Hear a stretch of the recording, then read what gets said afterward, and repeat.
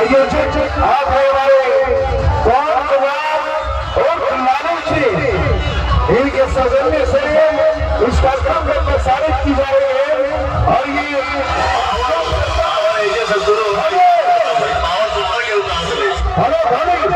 अरे बर्दाश्त करें यार।